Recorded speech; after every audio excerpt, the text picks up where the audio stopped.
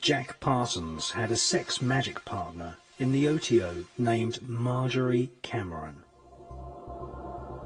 Whilst staying with her friend Renata Drux in Hollywood, Marjorie Cameron confessed that she had been part of the Babylon working ritual. She said that it had been devised by Jack Parsons, L. Ron Hubbard, Aleister Crowley, and Manhattan Project scientists based at the Los Alamos Atomic Bomb Research Unit, headed by Jewish scientist Robert Oppenheimer. Marjorie Cameron confessed that during the Babylon working ritual, assisted by L. Ron Hubbard, Jack Parsons had sexually impregnated her at the point when the spirit of the Antichrist was bestowed upon him. Cameron Parsons had been made pregnant with the child of the Antichrist.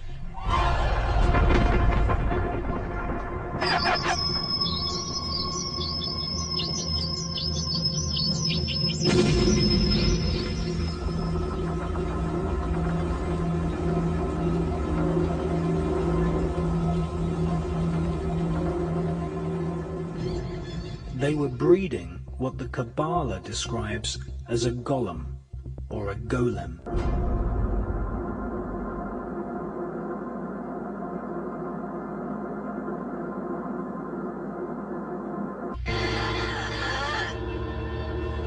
Oh, you are sick.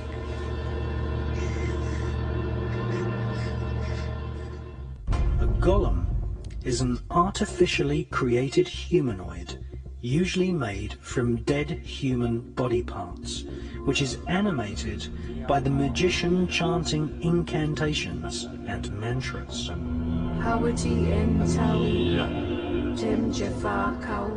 These magical voice sounds are what Kabbalists call twilight language.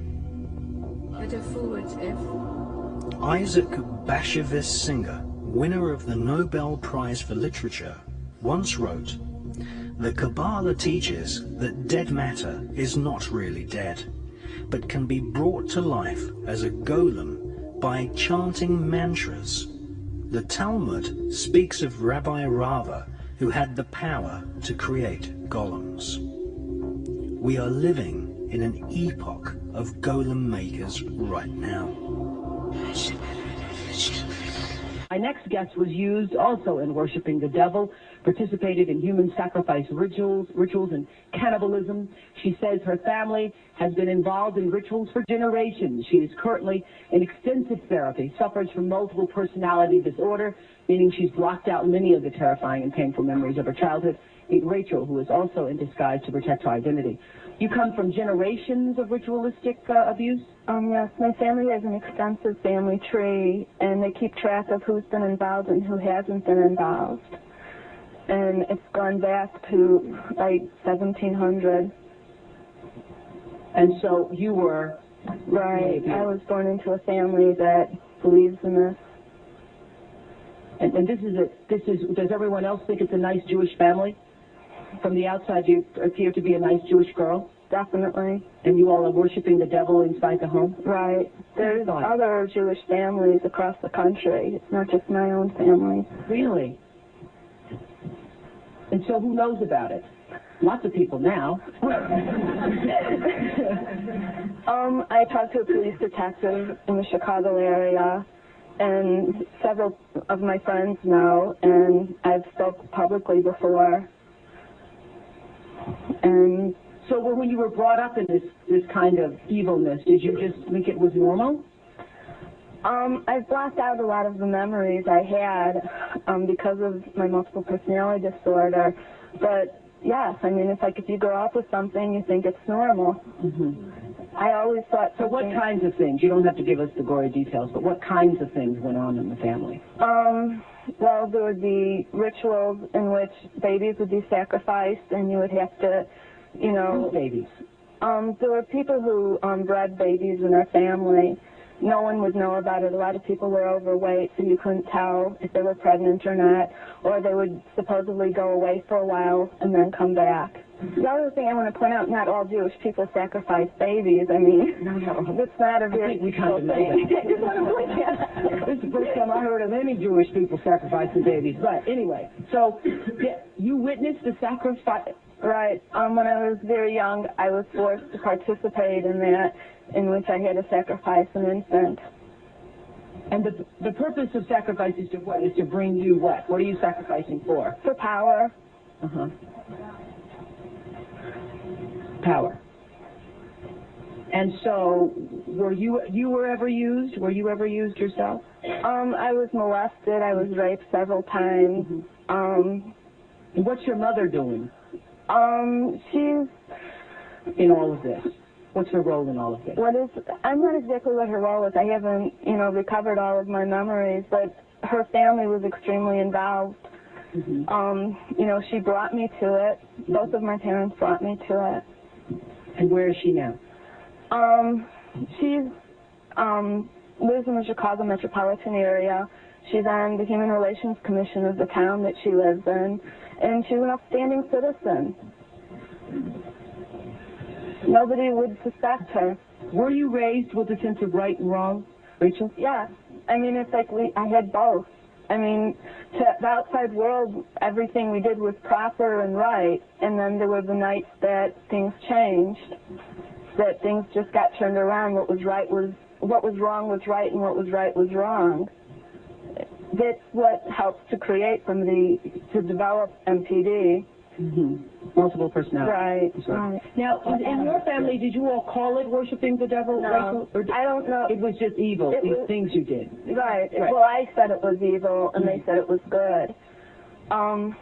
There's a book that I had just come across called Lilith's Cave, which is a book of Jewish mysticism and supernatural, and there's a lot in that book that relates to what I, endured when I was a child.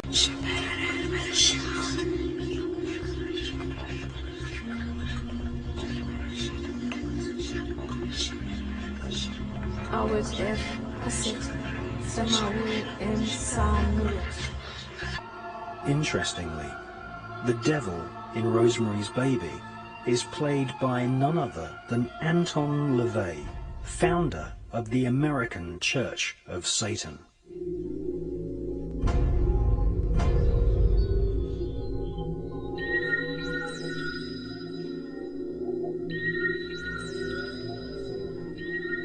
Jack Parsons told his former master that the fetus of the golem was later extracted from the womb of Cameron Parsons by government agents who delivered the fetus to a special team at the Manhattan Project atomic bomb facility.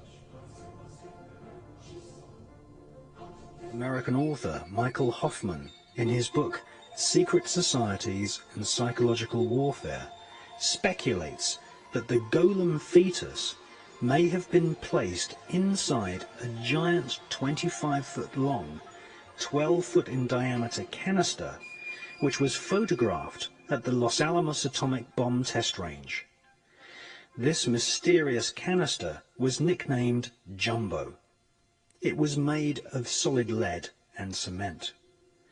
It is conceivable that the fetus was placed in the center of the canister and then irradiated with the blast of the world's first atomic bomb, thus infusing the demon child with what Kabbalists call the demonic force of atomic fire. 2 years later, Parsons revealed to his mother that his golem child had lived, and that it was female. A fan of ancient Indian mantras was the Jewish evil genius Robert Oppenheimer. His team of Manhattan Project scientists took advanced alchemy to its absolute evil limits.